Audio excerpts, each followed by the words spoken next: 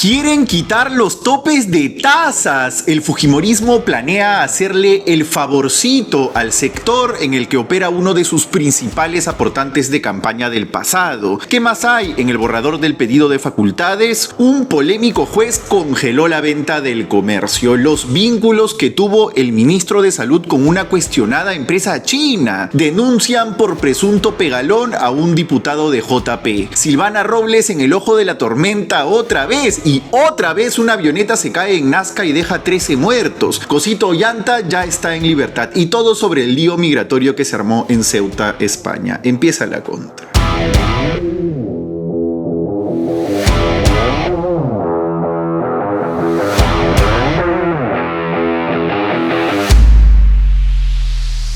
Hola, soy Paolo Benza y esto es La Contra, el resumen de los temas que realmente te importan sin importar a quién le moleste. Se acaba el domingo 2 de agosto, señores, el primer mes del regreso del fujimorismo al poder, y vamos a arrancar precisamente con eso, porque se demoraron 2 días en poner sobre la mesa un tema que perjudica directamente a millones de peruanos. En el borrador del pedido de facultades que se filtró a la prensa el miércoles, que les fui dando avances por Twitter, recordarán, tiene un acápite según el cual el gobierno naranja planea pedir permiso para derogar la ley 31143, la que estableció topes a las tasas de interés que les pueden cobrar los bancos a ustedes. A ustedes, señora trabajadora que tiene una tarjeta de crédito para completar gastos urgentes, que saca créditos de consumo para construir el tercer piso de la casa familiar, o que tiene una MIPE informal sin acceso al sistema y tiene que sacar créditos personales a tasas exorbitantes para usarlos de capital de trabajo. Usted sentía que ya lo estaban clavando, que algunos meses casi que solo le terminaba trabajando al banco porque los intereses se comían su margen. Bueno, si este plan del fujimorismo prospera, podría ser peor. A ver, lo explico. Hace unos años el Congreso pasó una ley para ponerle un tope máximo al interés que pueden cobrar las entidades financieras por todo tipo de préstamos. Por decisión del BCR, hoy ese tope en soles está en 114% y en dólares en 99%. Suenan a porcentajes bastante razonables para que cualquier banco haga un buen negocio, ¿no? De hecho, los spreads de la banca en Perú, la diferencia entre lo que les cuesta conseguir el dinero y lo que cobran por prestarlo, son de los más altos de la región. ¿Cuánto les pagan a ustedes de interés en su cuenta de ahorros? 1%, y es decir, mucho. Ni hablar en las cuentas corrientes, donde ese costo de fondeo simplemente no existe. Por algo estamos hablando de un sector, el bancario, que anota cada año un nuevo récord de ganancias conjuntas. En 2025, entre todos los bancos, hicieron, agárrense, más de 14.000 millones de soles en utilidades. Ojo, utilidades, no ingresos, ganancias, lo que se queda para los dueños. Pero pues igual parece que eso no es suficiente y desde el 2024 la banca emprendió una campaña a través de think tanks y medios como El Comercio o La Encerrona para tumbarse los topes de tasas. ¿Con qué argumento? Que ha favorecido a los préstamos gota a gota, que se ha excluido a muchos peruanos del sistema bancario y se los ha obligado a recurrir a los colombianos. Y que los bancos magnánimos quieren darle nuevamente la oportunidad a esos peruanos de pagar tasas de 200% en el sector formal. Ya, pero eso es mentira. En este programa hemos revisado este tema unas 4 veces y le hemos dado vuelta a cada uno de los argumentos contrastándolos con data. Pero lo vamos a volver a hacer en corto porque es importante. No, señores, los topes de tasas no son los principales responsables de que haya gota a gota. La incapacidad de sucesivos gobiernos de luchar contra el crimen es la principal responsable. Y en segundo lugar viene lo difícil que es de por sí y sin necesidad de que haya topes de tasas acceder al sector financiero formal para la mayoría en este país. ¿No me creen? Porque no lo digo yo, lo dijo un estudio del Instituto Peruano de Economía, el IPE, que en ese 2024 tenía a la Asociación de Bancos como uno de sus patrocinadores. Miren ese cuadro de su estudio con las razones de por qué los peruanos no optan por la banca formal. Primera razón y por lejos, el 64% dice que porque piden demasiados requisitos. Y ahora miren este otro, de por qué van al crédito informal. Las dos primeras razones, porque el trámite es más rápido y piden menos requisitos que la banca formal. Listo, data, amigos. Hay una enorme cantidad de personas, tanto naturales como jurídicas en este país, que nunca accedieron ni accederían a la banca, que es como si no existieran para la banca. Me pregunto si ahí hasta cabe que el Banco de la Nación les preste en una interpretación amplia del concepto de subsidiariedad, ¿no? Ya, pero no me creen, miren un cuadro más del IPE. 2/3 ni siquiera entra a la agencia a preguntar. Apenas 1/3 pide y no le dan, ojo, lo cual puede ser por distintas razones, entre ellas los propios requisitos. No lo sabemos, pero lo que sí sabemos es que con o sin topes hay una millonada de peruanos que simplemente no podría prestarse de un banco y por eso se asentó también el gota a gota. Yo me pregunto, ¿por qué los bancos no apuntan a ese segmento desatendido?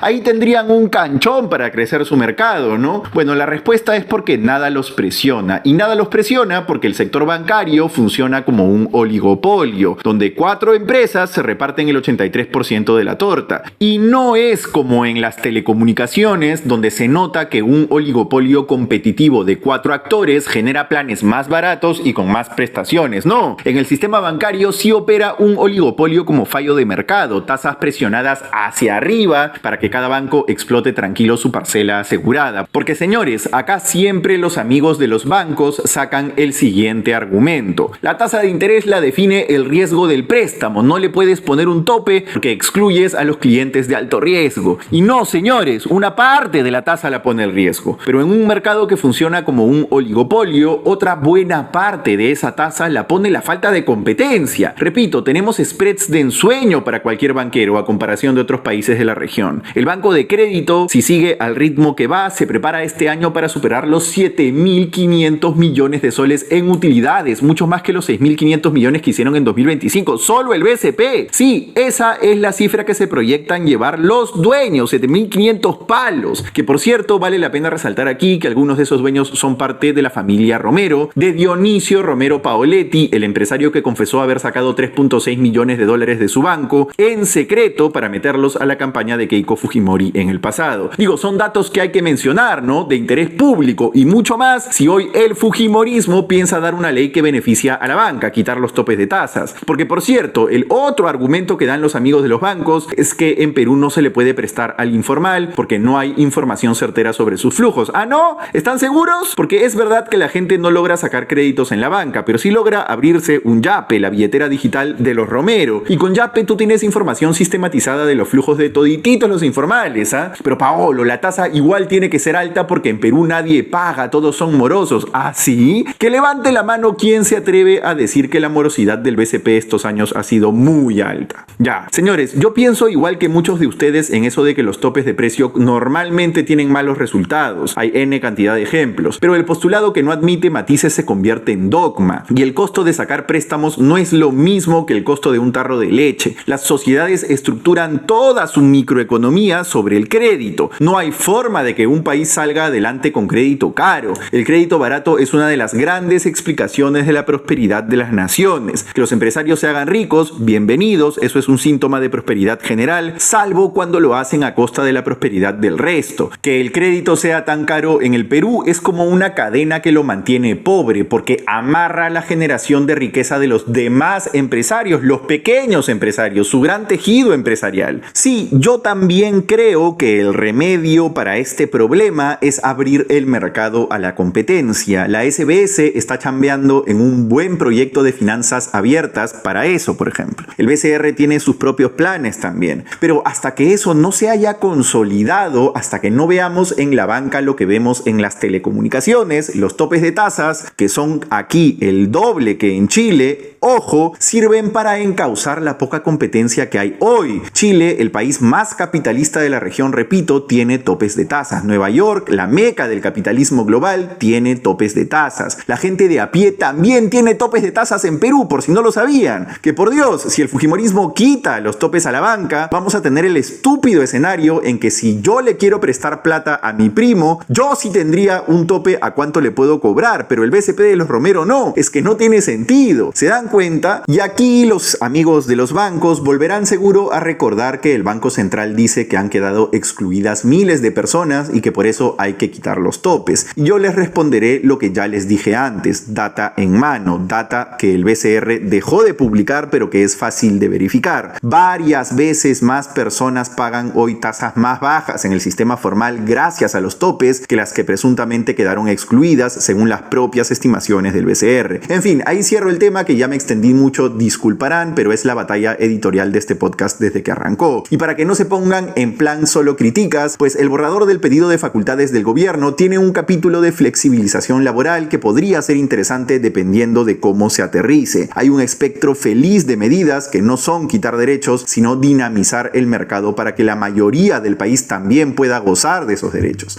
El fujimorismo también puso ahí que planeaba reducir feriados, pero luego han salido a desdecirse. Como les decía, esto es apenas un borrador, así que esperemos el pedido formal de facultades para darles un resumen más profundo de lo que resta. Más vale que quiten la derogación de los topes de tasas. En teoría, el Consejo de Ministros para perfeccionar ese documento iba a ser hoy, así lo anunciaron los voceros del gobierno, pero al final se terminó postergando. Lo otro que les quiero contar en corto antes de ir a la pausa es que un juez ha congelado la venta del comercio. ¿Se acuerdan que aquí les adelanté que iba a haber sorpresas judiciales mientras se cerraba la burocracia de la venta a los Picasso? Bueno, las hubo. Acá ya les dije, tenemos las mejores fuentes corporativas. A ver, el polémico juez Juan Varillas Solano le ha dado una cautelar para frenar la operación a 3 accionistas del grupo: Hernando López de Romaña, Alois Miro Quesada y el brasileño Arthur Silva, socio de la administradora de fondos Zest Capital. ¿Quién es Arthur Silva? Un empresario que ha estado rondando la venta desde hace mucho. De hecho, como les dijimos, Zest Capital era uno de los postores. Hace 5 años, Silva protagonizó un escándalo en el que intercambió denuncias de maltrato psicológico con su ex esposa, tanto a nivel penal como social. Desde su defensa se limitaron a decirnos que ese tema ya está cerrado y que hoy son, cito, mejores amigos. Ese mismo año, Zest Capital fue sancionada por la SMB con una multa de 1 millón de soles por infracciones graves a la ley del mercado de valores, una sanción que la defensa nos dice que también ya fue pagada y superada. Pero la gran pregunta de este caso más bien sería ¿quién es el juez Varillas, el que dio la medida cautelar? Y pues según La República, aunque los miserables de los Mome olvidaron citar a este programa como el que reveló en exclusiva la cautelar, acá igual vamos a tener la deferencia de citarlos a ellos. Según La República, Varillas es un juez procesado por múltiples presuntos delitos. Registra 8 investigaciones penales en curso, para ser exactos, según dice La Repu: prevaricato, abuso de autoridad, falsedad ideológica, uso de documento falso, fraude procesal, omisión de actos funcionales, cohecho activo transnacional, hurto agravado, lavado de activos y más. En serio, es un rosario, amigos. Todos presuntos delitos. También fue suspendido en el pasado por una cuestionada cautelar a favor de la Federación Peruana de Fútbol de Agustín Lozano, en el caso de los derechos de transmisión de los equipos. En fin, volviendo al tema, ahora la venta del decano quedará congelada hasta que se resuelva un arbitraje sobre lo que se ha concedido la cautelar, el uso del derecho de adquisición preferente por parte de Silva y compañía. Pero normalmente este tipo de movidas corporativas se usan para presionar a, por ejemplo, Picasso a soltar más dinero. Nadie quiere esperar 2 años a que salga el arbitraje. Eso o Picasso se baja del coche. Vamos a ver qué ocurre. Les actualizo. Por ahora vamos a un primer corte y volvemos con las juntas chinas del nuevo ministro de Salud, 2 graves denuncias contra los congresistas de JP, la tragedia aérea de Nazca y la liberación del cosito Humala. Volvemos. ¿Te gusta nuestro contenido y quieres ver más de nosotros? Pues estás de suerte. Hemos creado un Patreon donde tendrás más de la contra.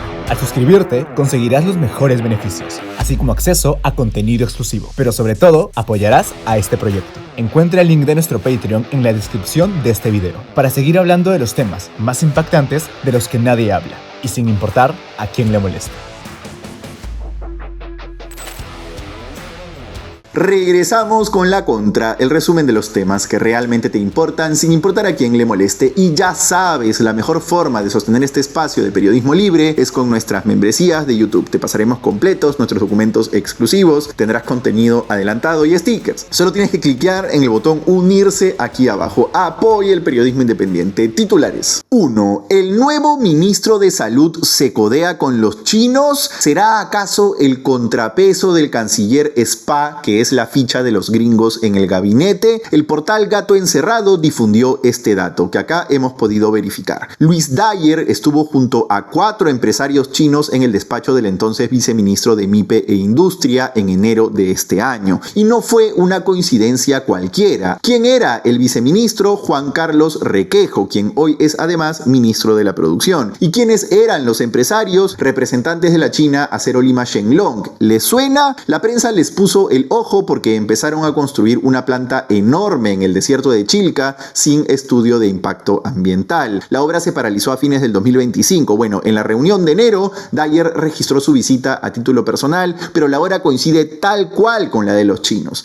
Y el encuentro fue 2 días después de que Produce aprobara la recuperación anticipada del IGB a Shenlong. ¿Qué dice el borrador del pedido de facultades del que les hablaba ahora? Cambiar la normativa ambiental para armonizar la relación del medio ambiente con el desarrollo industrial. ¿Qué es armonizar? No sabemos, pero también se menciona la simplificación de exigencias para los instrumentos ambientales. En fin, hablemos más bien de las designaciones que se han ido develando estos días en puestos de confianza dentro del gobierno de la señora K. En el MEF se nombró jefe del gabinete de asesores a Luis Arias Minaya, el ex secretario general del Partido Morado. En educación nombraron secretaria general a Doris Gavilano, acá ya les hemos hablado de ella. La señora tiene sus líos con la justicia. Según RPP, fue allanada en abril pasado como parte de una investigación por los contratos a señoritas en el gobierno de Gerí. Y en el Minsa de Dyer entró como secretario general Juan Carlos González, quien es el esposo de Carol Acuña Palomino, sobrina del Petipán Acuña. Además, según la República, la Fiscalía ha pedido 9 años de prisión en su contra por presunta colusión agravada. Le preguntamos por sus procesos y nos respondió que algunos están archivados y otros vienen siendo tramitados conforme a ley. Y la última, un puesto clave. El nuevo jefe de la DINI será Hugo Cornejo, ex edecán de Alberto Fujimori. Ya ocupó el puesto con Sagasti. 2. Vamos con un anunciante. Adolescentes con cuentas bancarias. Esa es otra de las propuestas del borrador del pedido de facultades del gobierno. Ahora existen opciones a partir de 16 años, pero Fujimori propone que sea a partir de los 12. Expertos consultados por Gestión dicen que siempre tendría que haber autorización por parte de sus apoderados para realizar transacciones. Si no, imagínense, todo se va en skins de Fortnite o Free Fire. Estas son las 5 chiquis económicas del día para que tomes mejores decisiones financieras gracias a Prestamip. La segunda, los autos chinos crecen en el mercado de segunda mano. Según Semana Económica, su menor antigüedad, kilometraje y precio, junto con redes de postventa más desarrolladas, impulsan su reventa. Tiemblan los europeos. La tercera, ¿quieres ganar un retorno de hasta 20% anual con tu gratis de julio? Es posible con Prestamipe. Inviertes en factoring de empresas peruanas con un proceso 100% digital. Además, en julio participas en el sorteo de 6.000 soles con la super gratis. Regístrate en prestamipe.com/lacontra usando el código promocional BENSA y no pierdas esta oportunidad. La cuarta, el perfil del consumidor peruano. El último reporte de Ipsos muestra 2 tipos. El que va por productos multitareas, o sea que tengan varias funciones en un solo diseño, como la lavaseca o el sofá cama, y los que prefieren comprar productos que se inspiran en alguna marca famosa. Y la quinta, Keiko tiene que ejecutar más de 10.000 millones de soles antes de fin de año. Ese es el presupuesto que queda según el MEF. Más de la mitad lo tiene el MTC de Rafael Rey, luego están PCM y Defensa. Recuerda, con Prestamipe Factoring puedes adelantar el cobro de tus facturas y darle más impulso a tu negocio. 3. Acusan de presunto pegalón a un diputado del izquierdista Juntos por el Perú. Este viernes, el diputado Julián Pérez Malqui fue detenido en flagrancia por presunta agresión física y psicológica contra su expareja. Pérez lo niega todo y ya afronta la investigación en libertad, pero tiene sus antecedentes, señores. ¿Y qué antecedentes? Resulta que en 2024 este sujeto atropelló con su camioneta a una madre de familia y a su hija de 7 años. La niña quedó con vértebras fracturadas y la mujer con la cadera lesionada, así lo revela Eduardo Quispe en Perú 21. La familia tuvo que invertir sus ahorros y hasta vender una casa para pagar los tratamientos. El diputado no se hizo cargo, incluso habría intentado sobornar a la mujer que atropelló para que desista del proceso. ¿Cómo? Ofreciéndole un puestito de trabajo en la municipalidad de Pichari, dijo ella. El diputado tiene una condena suspendida, pero el Ministerio Público ha apelado y pide cárcel efectiva por 9 años. La Corte aún no decide. Y hablando de JP, Silvana Robles, acusada por todos como la traidora de la izquierda, sigue protagonizando escándalos. Bruno Amoretti, de Hildebrand en sus 13, reveló testimonios y mensajes de WhatsApp que mostrarían que Robles le mochaba el sueldo a sus trabajadores en el Congreso pasado. ¿Qué le dijo luego ella a la denunciante? Espero que los que te compraron te pongan un abogado, cuida mucho a tu bebé. ¿Qué es esto? 4. Tragedia en Nazca. 13 personas murieron ayer sábado cuando una avioneta de la empresa Aerodiana cayó en un predio agrícola de Pueblo Viejo minutos después de despegar del aeropuerto de Pisco. La nave iba a hacer hacer un tour sobre las líneas de Nazca. A bordo iban 2 peruanos, el piloto y el copiloto, además de 11 turistas entre españoles, alemanes e italianos. Según el ministro de Comercio Exterior y Turismo, Rogers Valencia, el piloto de la avioneta habría reportado una falla mientras aún estaba en el aire. ¿Y qué dice el flamante ministro de Transportes, Rafael Rey? Lo cito, que los accidentes se producen accidentalmente. En fin.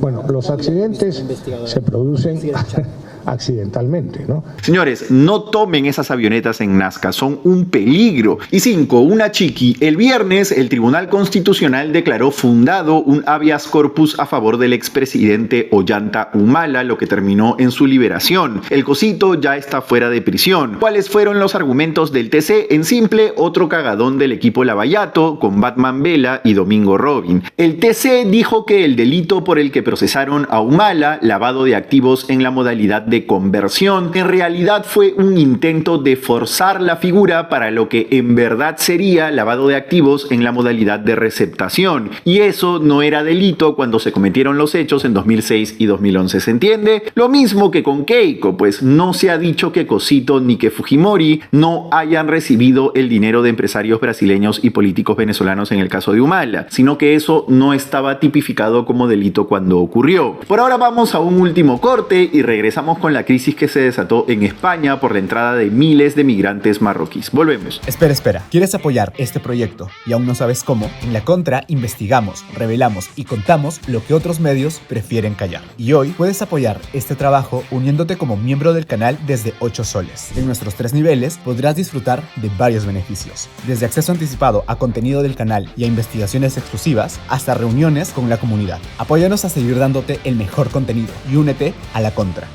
Regresamos con La Contra, el resumen de los temas que realmente te importan sin importar a quién le moleste. Dale like a este video si te gustó para que el algoritmo se lo muestre a más gente. Like. Mendigo likes que me cago de calor. Y también suscríbete al canal. Si te gusta, cómpranos una membresía de YouTube haciendo clic en el botón unirse aquí abajo. O también puedes yapearnos a este QR. Cerremos. Crisis migratoria en España. Ya habrán visto imágenes como estas en los últimos días. Miles de migrantes marroquíes cruzando hacia la ciudad de Ceuta, un territorio español al norte de África. Algunos murieron en el intento, 72 hasta ahora. ¿Qué ha pasado? Pues una suma de cosas. Hace 2 semanas el gobierno de Pedro Sánchez anunció una nueva etapa en las relaciones bilaterales con el gobierno de Argelia. Ahí tienen la noticia. ¿Por qué es importante eso? Porque Marruecos lleva años peleando con Argelia, entre otras cosas porque Argelia apoya la causa del llamado Frente Polisario, un frente que se disputa con Marruecos el control del Sahara Occidental. Y pues Marruecos tiene antecedentes de usar oleadas migratorias descontroladas como presión política contra España. En 2021, por ejemplo, relajó la vigilancia de sus fronteras y permitió que sus ciudadanos crucen hacia Ceuta en medio de otro conflicto diplomático con España que tenía que ver precisamente con el Frente Polisario. Pero eso no es lo único. Lo otro es que a fines de junio el Tribunal Supremo de España decidió que no se puede deportar sumariamente a los migrantes que llegan por mar sin el debido proceso, solo a los que saltan la reja. Y bueno, esa noticia llegó a oídos de los marroquíes que llegaron entre el jueves y el viernes por decenas de miles. Los residentes de Ceuta estaban aterrados, las tiendas cerraron, hubo peleas y presuntos saqueos. Otros migrantes solo deambulaban por las calles, algunos, se reportó, se habrían estado también metiendo a casas. Hoy España ha inaugurado una barrera flotante para impedir el paso a la ciudad. De los 50.000 que cruzaron, España dice que unos 48.000 ya regresaron voluntariamente a Marruecos, pero el tema generó fricciones con el gobierno de Giorgia Meloni en Italia, que incluso anunció la suspensión del acuerdo Schengen de fronteras abiertas con España, con el respaldo nada menos que de Finlandia. Un desmadre total, parte de un problema más grande del que ya hablaremos en extenso. Y bueno, la payasada viene del Senado, que a la Baby Yoda antiminera Mirta Vázquez le dieron una oficina en una azotea inhabitable. Se pasaron de pendejos. Eso fue todo por hoy en La Contra. Disfruta, comenta, comparte este video en la noche de hoy o en la mañana de mañana, como más te acomode. Y nada, me compré nueva silla, a ver qué tal va esta, porque la espalda la tengo destruida. Chao.